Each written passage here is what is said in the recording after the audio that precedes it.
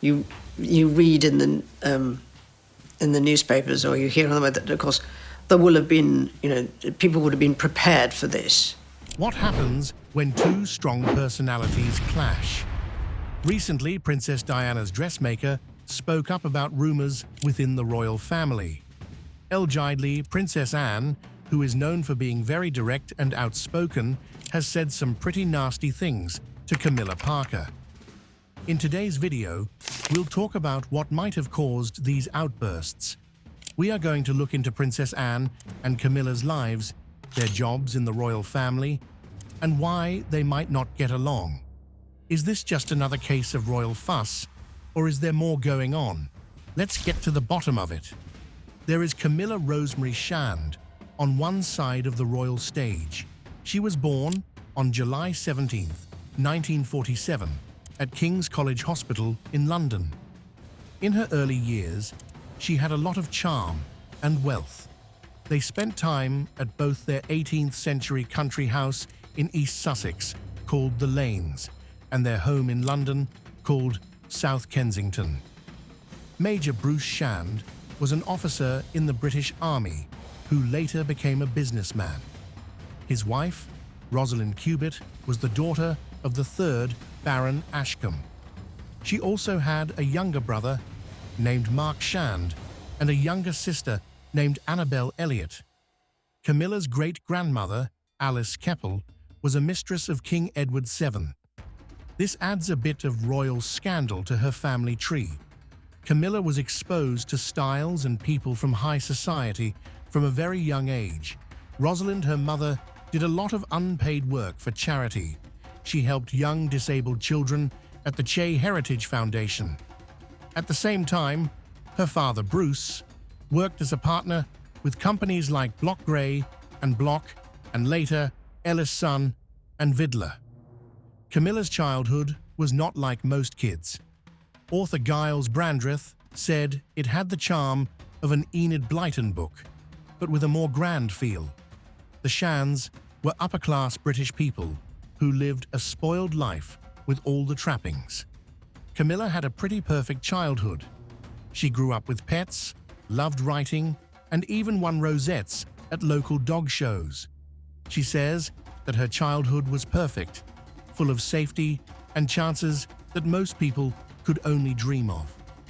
Camilla started going to Dumbrells, a mixed-gender school in Ditchling, when she was 5 years old. She moved to Queensgate School in London when she was 10 years old and was called Miller there. Singer Twinkle was one of her peers and admired how strong and sure of herself she was. One of Camilla's teachers, the author Penelope Fitzgerald, described her as happy and bright. Camilla got off to a good start, but when she graduated from Queensgate in 1964, she only had one O-level. Her parents didn't push her to get more, so she didn't. She went to the Montfort Tertiary Finishing School in Switzerland when she was 16 years old. After that, she went to the University of London Institute in Paris to study French and French literature. Camilla made her debut as a debutante in London on March 25, 1965. This was a big event for young women of her social class and marked the beginning of a new life. After her first show, she lived in different flats in Kensington and Belgravia, living with friends and acquaintances from the British upper class. Camilla worked as a secretary and receptionist in the West End. She also did some time at Silkfax and John Fowler, a company that did designing. She was fired from this job, though, for showing up late because she had to go to a dance, which showed how daring she was as a young woman. Princess Anne is on the other side of the royal drama. She is known for being honest and devoted. The Queen and Prince Philip's only child, Princess Anne, was born on August 15, 1950. Anne was never just another royal child. She was very responsible as a princess. Her drive stood out at Benenden School, where she went. She loved horses and riding from a young age, and she wasn't just good at equine sports, she was great at them. Anne even took part in the Olympics in Montreal in 1976, which made her the first member of the British royal family to do so. Anne wasn't interested in being in the spotlight. She was dedicated to following her purpose. Anne has been a strong person all her life, working hard for many causes and charities. She likes to get things done and make a change, often behind the scenes. For example, she works on youth welfare projects and helps kids through Save the Children. Anne is all about action and making a difference, while some royals might like a more glamorous style. People have been interested in and worried about her personal life. In 1973, Anne married Captain Mark Phillips. Together, they had 2 children, Peter and Zara. In 1992, they got a divorce, but Anne kept her mind on her royal tasks and her children. She later married Sir Timothy Lawrence in a less public wedding, which showed that she liked to keep her personal life quiet. It's always been interesting to see how Anne interacts with her brother, Prince Charles. They are very close, but they disagree on how the royal family should grow. Charles is seen as more modern and open to change, while Anne sticks to traditional royal ideals and doesn't mess around. With someone like Camilla Parker Bowles, who has a complicated past with the royal family, this difference in point of view could easily lead to conflict. The first marriage of Camilla Parker Bowles is now time for us to learn more about her. Camilla Shand met Andrew Parker Bowles, who was a guards officer at the time, in the late 1960s. Simon, Andrew's younger brother, worked for Camilla's dad's wine business and put them in touch. It was one of those classic stories where 2 people from different worlds meet and become friends.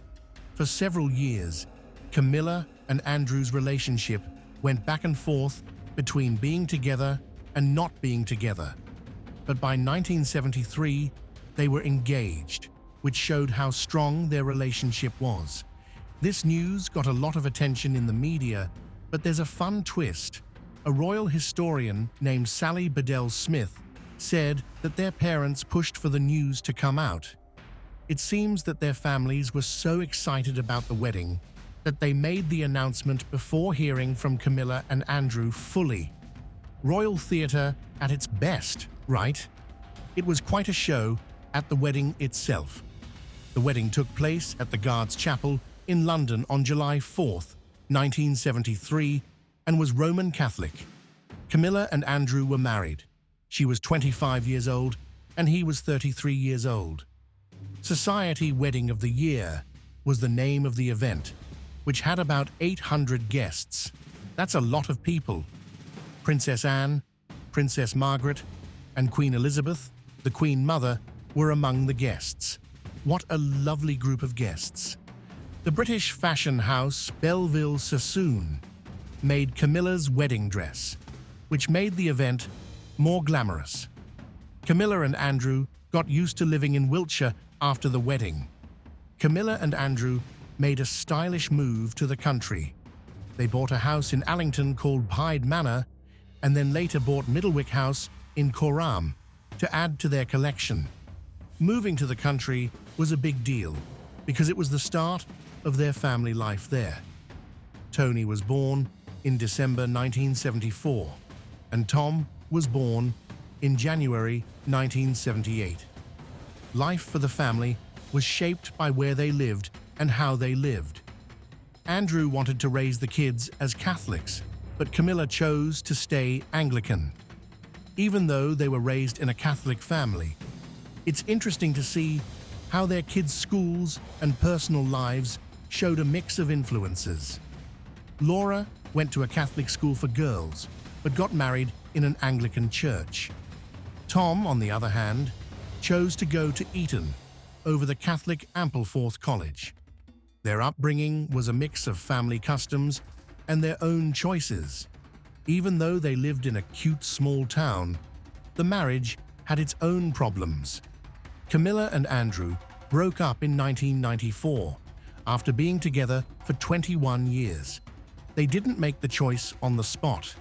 They had been living apart for years before they officially broke up. Rosalind, Camilla's mother, died in July 1994, which added to the mental stress and made a tough time even tougher. When they got divorced in March 1995, it was the end of a big part of their lives for both of them. He quickly moved on and in 1996 married Rosemary Pittman. Rosemary was a part of Andrew's life until she died in 2010. The end of Camilla's first marriage was a big turning point in her life. It set the stage for her future and her relationship with Charles, who was Andrew's close friend. To fully understand Camilla's royal journey, you need to know about her life before and after her first marriage. Through these ups and downs, she learned how to act in the royal family and how to get along with other royals, like Princess Anne. These events give their connection and the way they interact with each other more depth. Now, let's talk about Princess Anne. Her first marriage was to Mark Phillips. Anne and Mark met at a party for horse lovers in 1968. Mark was a lieutenant in the Queen's Dragoon Guards. They met because they both loved horses. By 1973, their relationship was serious enough that they got engaged, which they told everyone about on May 29, 1973. One of the most watched royal weddings ever, their wedding at Westminster Abbey on November 14, 1973, was a big deal. It was shown live on TV and seen by about 100 million people. After getting married, Anne and Mark moved into their country home, Gatcombe Park. Mark turned down an offer of an earldom, which is common for unmarried men who marry into the royal family. This is an interesting fact. Because of this choice, their children Peter, born 1977, and Zara, born 1981, did not get any official titles. Even so, the family grew and now has 5 grandkids, which makes family gatherings very fun. But things weren't always easy for Anne and Mark. It was clear that their marriage was having some problems by August 1989. There was less and less of Anne and Mark Phillips together, which made it clear that they were growing apart. There were rumors of sexual relationships, which made things worse. At first, they said they weren't going to get a divorce, but by April 13, 1992, the palace revealed that Anne had filed for divorce. After only 10 days, it was official. Anne and Mark stayed active with their kids, Peter and Zara, even after they got divorced. They was a co-parent to them. Even though it was hard, they both stayed committed to helping their kids get through it. This part of Anne's life gives us more information about her connection with Camilla Parker Bowles. The personal histories and family relationships of both women affect how they interact with each other and their jobs in the royal family. Knowing these specifics helps us see the bigger picture and how complicated their connections are. For Camilla Shand's second serious romance, she is said to have met Prince Charles in the middle of 1971. That's when Andrew Parker Bowles, who had been a big part of Camilla's life, broke up with her and began dating Princess Anne. Camilla and Charles were in some of the same social circles and went to some of the same events, but they didn't meet officially until much later. Many people think that Charles and Camilla met at a polo match, but author Giles Brandreth says that they were actually introduced at the home of Lucia Santa Cruz, a friend they both had. This meeting led to a close friendship that quickly turned into a love relationship. The relationship between Camilla Shand and Prince Charles was a big deal in their social groups. At polo matches, at Smith's Lawn in Windsor Great Park, where Charles often played, they were often seen together. They also went to Annabelle's in Berkeley Square, which is a popular place to hang out. They became closer, and Charles showed Camilla his family. Camilla then took him to meet her family in Plumpton. But things got hard in their relationship when Charles had to go away for work with the Royal Navy in early 1973. When he got back, their relationship ended quickly. People have different ideas about why they broke up. In his book, Royal, Robert Lacey says that Charles and Camilla may have engaged too soon, and that Charles did not ask Camilla to wait for him, which caused them to break up. Sarah Bradford says in her book Diana that Charles's great-uncle, Lord Mountbatten, may have set up Charles's job abroad so that he could get engaged to his granddaughter, Amanda Knatchbull. Some people also think that Queen Elizabeth, the Queen Mother, didn't like Camilla and would rather Charles marry one of the sisters of the Spencer family, who were close to her friend, Lady Fermoy. There is also the idea that Camilla might have wanted to marry Andrew Parker Bowles instead, since he had been an important part of her life since the late 1960s. Charles may have also chosen to wait to get married until he was 30. Most people who write about the royal family think that getting married to Camilla Shand at that time would have been very hard. Some palace officials didn't think Camilla would be a good choice for Charles's wife.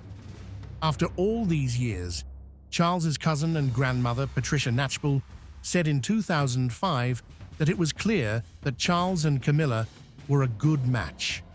That being said, Patricia Knatchbull made it clear that they couldn't marry Camilla back then.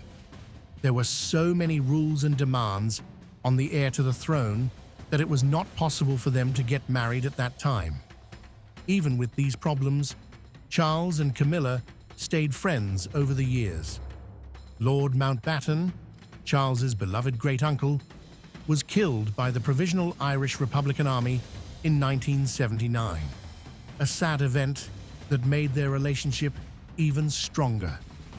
At the time of Mountbatten's death, Charles was very upset and turned to Camilla for support.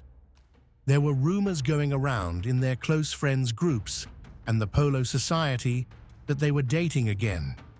By 1980, it was clear that Charles and Camilla were back together in a close relationship.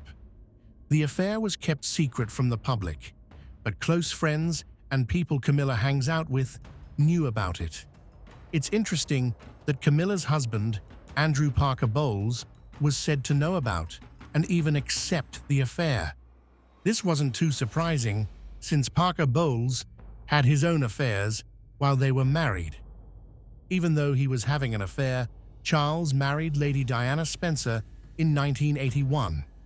The people in the media mostly didn't know that Charles and Camilla were still dating until the 1990s. The affair became well known after the book Diana. Her true story came out in 1992. It revealed many private parts of Diana's life and made the affair public. In 1993, the Camilla Gate or Tampon Gate story got even worse when a secretly recorded phone call between Charles and Camilla was made public. It showed how private and honest their conversations were. The transcripts of Charles and Camilla's private phone call were all over the press, which caused a huge scandal and hurt Charles's reputation in the public eye. There was a lot of negative coverage of Charles and Camilla in the news, with Camilla getting a lot of harsh abuse. Because of all the fuss and media attention, Charles chose to talk about his relationship with Camilla in an interview with Jonathan Dimbleby for the book Charles, the Private Man, The Public Role in 1994. Charles told the interviewer that Camilla was a great friend who had been in his life for a long time and would stay there. Once again, he stated that they were in love after his marriage to Diana ended in 1986. It was an honest admission that shed some light on Charles and Camilla's complicated and long-lasting relationship. It also showed how their personal problems and connections affected their lives. Let's move on to Princess Anne's second marriage to Sir Timothy Lawrence, which is also an important part of her life. Tim Lawrence met Anne in 1986 while he was working on the Royal Yacht Britannia. At the time, Lawrence was a captain in the Royal Navy and an equerry to the Queen. This meant that he often ran into Anne. Their relationship grew over time, and by early 1989, it was getting a lot of attention. The public learned about their connection when some of their private letters were published in The Sun. Even though the news was all over it, Anne and Timothy's bond got stronger. During their engagement, they didn't make a lot of noise. On December 12, 1992, they got married in a small wedding at Crathie Kirk, which is near Balmoral Castle in Scotland. The wedding was small and private, with only about 30 guests, because the pair wanted to be alone. The Church of England had stronger rules about divorce and remarriage. The Church of Scotland, on the other hand, let divorced people remarry. This made Crathie Kirk a good place for their ceremony. Anne made history when she got married again after being divorced. The last princess to do this was Princess Victoria of Saxe-Coburg and Gotha. Anne chose a simple but beautiful outfit for her wedding to Timothy Lawrence. She wore a white jacket over a knee-length dress and a small bunch of white flowers in her hair. Her engagement ring was very special. It had a cabochon ruby in the middle and 3 small diamonds on each side. When the wedding was over, Anne and Timothy's guests went to Crathie Lodge for a private party. Timothy Lawrence didn't get a title like some royal couples do, and he stayed out of the public eye to focus on his work and personal life. As for Charles and Camilla, their relationship was closely watched by the public and the media after they got divorced. Charles hired Mark Bolland, a well-known public relations expert who had worked with him before, to raise Camilla's status in order to improve their public image. In July 1997, they had a little trouble when they were in a car accident. The accident didn't hurt anyone badly, but it did get more media attention to have a good public relations plan. Camilla began going out in public with Charles more often, but it wasn't until 1999 that they went out together for the first time. It was at the Ritz London Hotel and got a lot of attention from the media. At the start of the 2000s, Camilla took on more official tasks. In 2001, she became president of the Royal Osteoporosis Society. People saw her in a better light after this, which changed how people thought about her. Camilla met Queen Elizabeth II for the first time after their relationship became public. It was at a party in 2000 for the former Greek king Constantine II's 60th birthday. People saw this as a sign of approval from the Queen, showing that Camilla was becoming more welcome in royal society. In 2002, she was in the royal box at Buckingham Palace for the Golden Jubilee celebrations, which helped to solidify her place even more. Charles made sure Camilla was safe by hiring full-time security for her, even though she kept living at Raymill House, the house she bought in 1995. She also spent some time at Clarence House, which is Charles's official home. As Charles and Camilla's romance became more well-known, they were often seen together at official events. One such trip was to the Highland Games in Scotland, which made a big splash. Fans of Charles's late ex-wife, Princess Diana, were very against Camilla, even though they were becoming more well-known. A lot of people didn't like it when Charles and Camilla announced they were getting married in 2005. A huge number of letters were sent to the national media by people who supported Diana, the famous Camillagate or Tampongate scandal, in which a tape of Charles and Camilla's private talk was leaked and hurt their public image even more, made things worse. When Charles asked Camilla to marry him, he gave her a diamond ring that was said to have belonged to his grandmother. This ring was both a personal promise and a nod to custom. Some people were against them getting married, mostly because they didn't want Charles to marry a divorced woman when he became Supreme Governor of the Church of England. But in the end, the Queen, the government, and the Church of England all agreed to it. The couple's wedding was supposed to happen on April 8, 2005, but it had to be moved because Windsor Castle had trouble getting the right licenses. It was held at Windsor Guildhall on April 9, 2005, instead. The wedding was smaller and more personal, with close family and friends in attendance, such as Camilla's son Tom and Prince William, Charles's son. The Queen and the Duke of Edinburgh went to a blessing service at St. George's Chapel and then held a party. The Philharmonia Orchestra and the St. George's Chapel Choir performed at the party. After getting married, Charles and Camilla spent their vacation at Charles's country home. They then started doing public things together. Camilla's public picture got a lot better over time. The Independent named her the most influential women of the year in 2023, and they did it again. This change shows how well their attempts to improve their image worked and how slowly Camilla became accepted by the royal family and the public. Camilla finally became the Duchess of Cornwall after she married Charles. This was a big step up in her royal rank. Camilla was the second most important woman in the British order of precedence after Queen Elizabeth II. In places where Charles had titles, like Scotland and Wales, she usually came in 5th or 6th. The Queen did a few important things to mark her new role. Camilla is now 4th in the royal order of precedence. This was changed so that it would be more appropriate for private events. This change showed how important Camilla is becoming in the royal family. Camilla also got things that made her new job clear. The Queen Mother used to own the Greville tiara, and the badge of the Royal Family Order of Elizabeth II was one of them. These tokens not only made her more well-known, but they also showed that she was accepted and respected in the royal group. Charles and Camilla moved into Clarence House as their main home after they got married. They also liked staying at Birkhall, their home in Scotland, for vacations and important events, and at Highgrove House in Gloucestershire for family get-togethers. In 2008, they added a second home in Wales. It is where they stay when they go to Wales every year and for other events. Camilla still owns Ray Mill House, which she bought in 1995. Even though she has these new homes, it gives her a private place to spend time with her children and grandkids.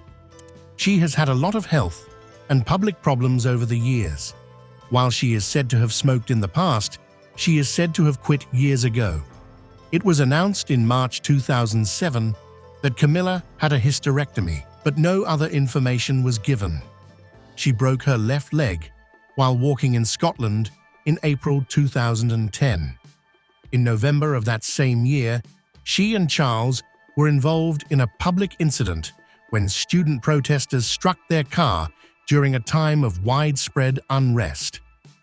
Camilla and Charles were lucky that they were not hurt, but the event showed how hard it was. They were also involved in the phone hacking incident in the early 2010s, and it was said that shady media practices used their private information. Even with these failures, Camilla's importance and fame kept growing. It was their 7th wedding anniversary on April 9, 2012, and the Queen made Camilla a member of the Royal Victorian Order.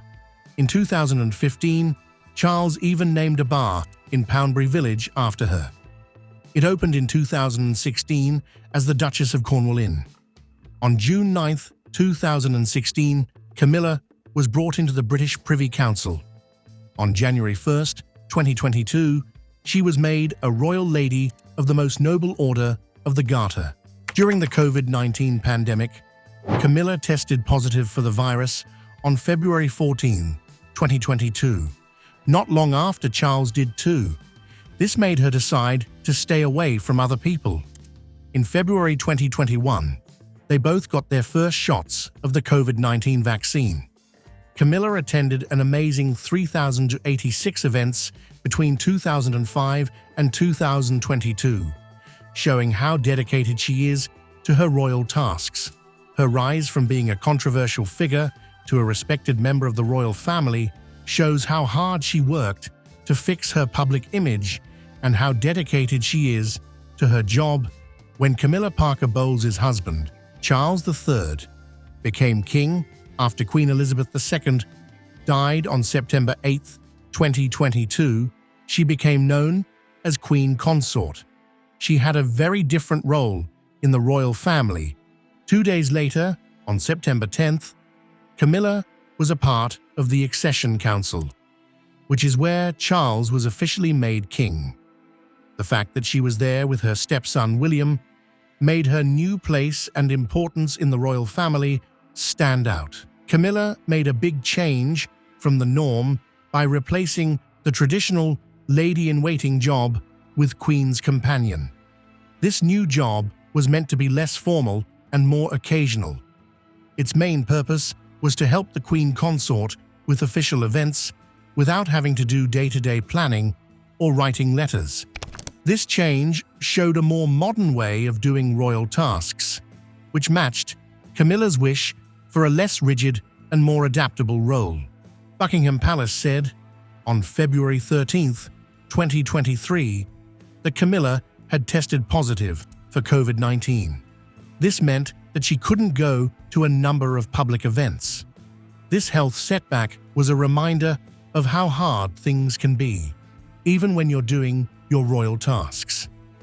Camilla and Charles were formally crowned on May 6, 2023, at Westminster Abbey in London. This historic event marked a big step in her new life as Queen Consort and showed what her new duties and standing were. After the crowning, on June 16, 2023, Buckingham Palace announced that Charles had made Camilla a member of the Order of the Thistle. This made her even more respected in the British honour system. Camilla went with Charles to St. Giles's Cathedral on July 5, 2023, for a national service of praise. There, he was given the honours of Scotland. In a big change from Prince Philip's time as king, Camilla would not get a parliamentary pension. Instead, the sovereign grant would pay for her public duties and activities. This is part of a more organised way of handling royal money. During 2023 and early 2024, Camilla and Charles made a number of state trips and hosted important foreign guests. In March 2023, they went on a state visit to Germany. It was Charles's first trip outside of Britain as king. There have been problems in Camilla and Princess Anne's relationship because they have different ideas about what royal tasks and values should be. Even though Anne and Camilla have known each other for a long time, she has often been critical of her, especially when it comes to whether she is qualified to be Queen Consort. This stress was more noticeable when the royal family was under a lot of stress, like during the current staff shortage crisis. Camilla's choice to take a break to get some much-needed rest after a busy schedule that included helping King Charles deal with his cancer diagnosis caused a lot of debate. Some people didn't like when she got a break, especially since the royal family had a lot of important things to do at the time. During this time, Anne, who is known for her unwavering commitment and high standards, had been stepping up a lot. She showed how dedicated she was by going on 9 royal events. Anne's hard work and dedication stood in comparison to Camilla's break, which made things worse between them. This situation showed how hard it is to balance personal well-being with public tasks in the royal sphere, where every choice can be closely watched and have an effect on how the family and the public see the person. Camilla Parker Bowles and Princess Anne's connection is very complicated. It's shaped by both their personal lives and the royal family as a whole. Camilla's choice to take a vacation during a very difficult time for the royal family showed how much she and Anne don't get along. Because Anne was very traditional and had high standards, she thought Camilla's break was not a good idea because she had a lot of public and royal duties at the time. Anne, who had been working hard to do her own things, thought Camilla's vacation was more of a treat than something she had to do. Anne and Camilla's disagreements also have roots in the past, especially in the people they know and ties they had in the past.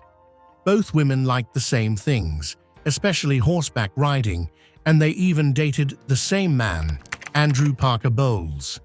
This shared past, along with the fact that Camilla and Charles met through mutual friends, made their relationship more complex. Camilla and Charles met at a polo match, which was a very posh way for them to meet. Camilla's brave first words, which were about a connection between their great-grandparents in the past, set the tone for a friendship that would grow into something much deeper and more complicated.